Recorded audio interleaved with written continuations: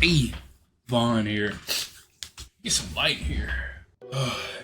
You know what's annoying, bro? I was taking so much allergy pills and medicine late at night to make sure my allergies doesn't come in. And it's not as bad as it could have been, because I got a good head start on it. But bro.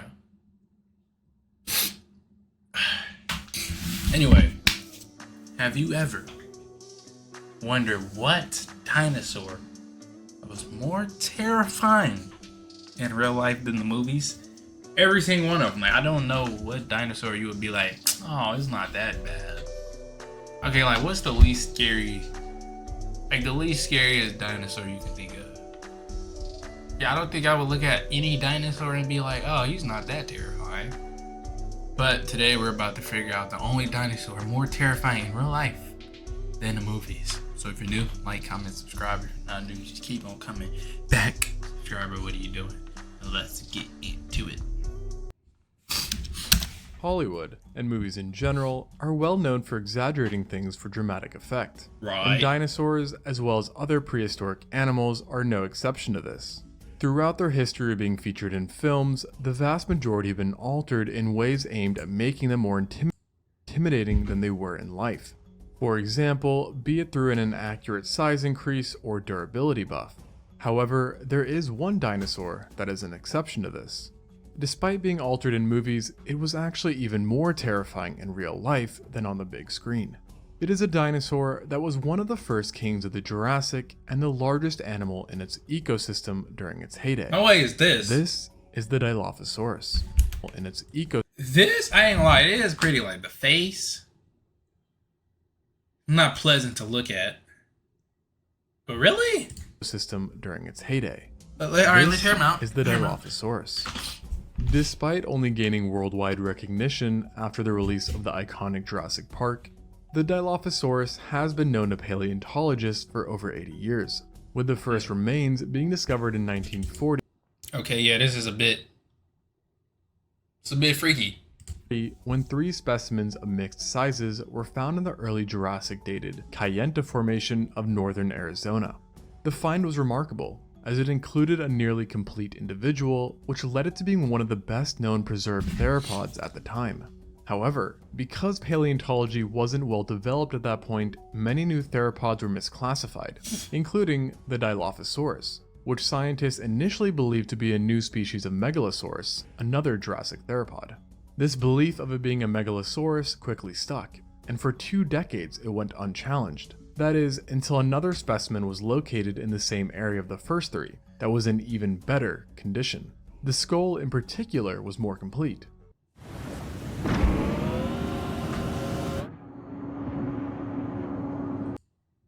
And this revealed the presence of a crest which had previously been missed. The crest was located to the right of the midline, indicating that in life, this dinosaur actually had 2 distinct crests, making it clear that this theropod was no Megalosaurus, and thus it was aptly renamed to Dilophosaurus, meaning the 2-crested lizard, and moved into a new family named after it, the Dilophosauridae, which contains just one other member, the Dracovenator. Not only was this new find important as it led to the discovery of the crests, this newer Dilophosaurus specimen was also the largest individual ever found, and has remained the largest to date. It is thought to have been a fully matured adult that measured 7 meters or 23 feet from snout to tail, making it roughly the same length as the Ceratosaurus. Despite being the same length, the Dilophosaurus did sport a more hollow skeleton and agile build, resulting in it being lighter, with paleontologists believing it to have weighed about 400 kilograms or 880 pounds, which is comparable to the weight of a brown bear. While this doesn't make the Dilophosaurus as large as later theropods, it does still make it the largest known North American land animal during the early Jurassic, and many times larger than the Dilophosaurus featured in the Jurassic Park movies, which were downsized in order to avoid confusion with the Velociraptor. This has unfortunately led to many people assuming that the Dilophosaurus Bryce Dallas was the highlight of, what was it? Jurassic World Dominion, whatever the last one was called. That was terrible. I was so mad. I was like, man, I've never seen the last Jurassic World movie they made. And I was so excited to watch it. Man, it was terrible. I was like, I've never been less interested in a Jurassic World Park movie in my life. They dropped the ball, man. Was a smaller predator, when in reality, it was the biggest animal of its time. Another peculiar change made in the iconic franchise was the addition of a neck frill, which was possibly inspired by the modern-day frilled lizard, which uses its distinctive display to scare and ward off various predators. And while a frill would admittedly be interesting, the real Dilophosaurus likely didn't possess one, but it still had, as mentioned, the two prominent crests that aided the Dilophosaurus in their own ways. These relatively big crests were composed of very thin bones that ran from its snout to behind its eye socket. In life, it's thought there would have been a layer of keratin as well, meaning paleontologists are not entirely sure what the true shape of these crests were.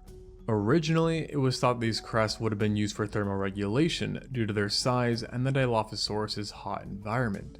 However, now most agree that these crests' true purpose was likely for individual recognition or sexual selection, as the crests appear to have been highly varied in appearance and size between each individual Dilophosaurus. For some time, the idea of the Dilophosaurus using its crest as a battering ram against prey and competitors was also considered, but this conjecture is today widely unsupported as the crests were extremely fragile in nature. Although, thankfully for the Dilophosaurus, it had an array of other features that allowed it to deal with prey and competitors, with perhaps the most important weapon being its vicious jaws. The jaw and subsequently the skull were both proportionally large for its body, sometimes accounting for 10% of its entire length, which allowed enough space for its roughly 30 teeth, which were all long, curved, thin, and compressed sideways. Additionally, each tooth possessed numerous serrations, with sometimes over 70 serrations being split amongst the front and back of the tooth. These serrations allowed the Dilophosaurus to easily cut through flesh, incurring rapid blood loss and death to the unfortunate animals it preyed upon. But exactly what animals were its victims is a question that's been up to debate for a long time. One reason for this is its unique gap located at the front of its skull, which made paleontologists first believe that the Dilophosaurus had a weakly built skull that would crack under high pressure, thus leading to the idea that it was a scavenger that used a weak bite to carefully dissect carrion, or would rather only hunt small creatures in its habitat. I hate that the so belief much. that Dilophosaurus being a weak You biter gotta sneeze also and it helped won't to create come. the later notion that it was actually a piscivorous hunter. Other evidence of it being a fish specialist included its teeth forming an interlocking rosette shape towards the end of the jaws, which is similar to the pattern seen in the Spinosaurids, which are known to have preyed on fish, as well as the gharial, a living crocodilian that is known to eat the most fish out of any croc. However, despite all the evidence, watch me the pop some belief that pills in a minute. Dilophosaurus Annoying. specialized in fish and had a weak bite are now both considered likely debunked, as Right. new research has shown that the gap that was once thought to be weak was actually immobile and extremely robust in life, allowing the Dilophosaurus to endure high forces while clamping down into struggling prey. Its size was another indication that it hunted larger terrestrial animals, as it was by far the largest predator around at the time, leading paleontologists to suspect that it grew larger than others as an adaptation specifically designed for killing big animals. And some very strong evidence of this comes from the coexisting Ceratosaurus. This was a basal sauropodomorph that was about half the size of the Dilophosaurus, and has shown signs of being preyed upon by this vicious theropod. Specifically, the holotype, located in 2018, bore various bite marks all across the body that matched those of the Dilophosaurus, and were far too large to have come from Man, that any is other known crazy. predator I in used the to be area. seeing this stuff. And because Why is it so Ceratosaurus was bright? one of the Oh, biggest that's when I animals in its scoot environment, in. paleontologists now believe this nightmare was an expert at taking down large animals, but still would have likely preyed upon smaller creatures and fish if the chance arose, which is to say that absolutely nothing was safe. And its bite wasn't the only weapon to be feared, as the Dilophosaurus also had potent arms that were just as deadly as its jaws. Studies on its arms show that they were relatively long, yet still surprisingly strong thanks to deep pits that allowed for muscle and ligament attachment. Along with its strength, the arms were also highly flexible and equipped with 3 well-developed claws each, with the first one being much larger than the other 2. These claws, combined with its strength, allowed the Dilophosaurus to use its arms to prevent prey from escaping and inflict further damage through various slashing motions. Oh yeah, elite which grip. is one more reason for wanting to Elite avoid grip. the Dilophosaurus during the early Jurassic. And again, to the dismay of coexisting creatures, the Dilophosaurus's toolbox doesn't just end with its claws, as it also had another quite foolproof way of capturing prey despite being on the heavier side. And no, unfortunately, this technique of catching prey did not involve spitting venom to blind them as seen in Jurassic Park. I was like, what? Rather, it was Like, what simply is a that? speed demon that would run prey down. The agileness of this theropod was demonstrated by its highly developed legs, lighter frame, and the presence of fleshy air sacs. These air sacs grew in its vertebrae and created unidirectional breathing, a trait seen in birds and crocodiles. This indicates that it likely had a high metabolic rate and level of activity, hinting that it was a swift hunter. And if its agility, bite, jaws, and size were not enough to completely dominate its ecosystem, there is also a chance that the Dilophosaurus was a pack hunter. This stems from the original find of its bones, as the three specimens were all found right next to each other, leading some to believe that they lived and hunted in packs. But if this was the case, paleontologists think that 3 individuals may have been the limit, which is due to this theropod being the giant of its homeland, hence it would be quite difficult to sustain more than 3 individuals. Even with all the advantages that Dilophosaurus had going for it, it turns out that life as a king is not an easy one, as the Dilophosaurus are notorious for bearing signs of wounds and disease. In fact, the holotype is known for having the highest number of damaged bones out of any theropod, with 8 being affected, while the theropod with the next highest number of damaged bones is just half of that, at 4. The injuries seen in this Dilophosaurus seem to have been concentrated in its arms, and involved the growth of bony tumors, stress fractures, torsions, and deformities. These injuries were disabling in life, as reconstructions have found that this individual would not have been able to properly use one of its arms and hands, leading it to rely more heavily on the other. It's not exactly known how the Dilophosaurus obtained all these injuries, but some speculate that it may have occurred through failed hunts or fights with competitors. Though, is that despite many Dilophosaurus having banged up arms, a study of over 60 individuals found no fractures on their legs and feet, which confirms just how useful their arms were as weapons and tools. Additionally, all paleontologists agree that the number of wounds found across all specimens showed that this was one tough animal that likely had a seriously high pain tolerance. And this isn't all that Y'all got a high pain tolerance? Bro. I'm just rambling, bro. Like, that just amazes me when I see people with like high pain tolerance. It's like, bro, I can't tolerate shit. Like, surprising, as it lived during a time when the Earth was no joke. Specifically, fossil dating shows that it existed roughly 183 million years ago during the early Jurassic, in what is now North America.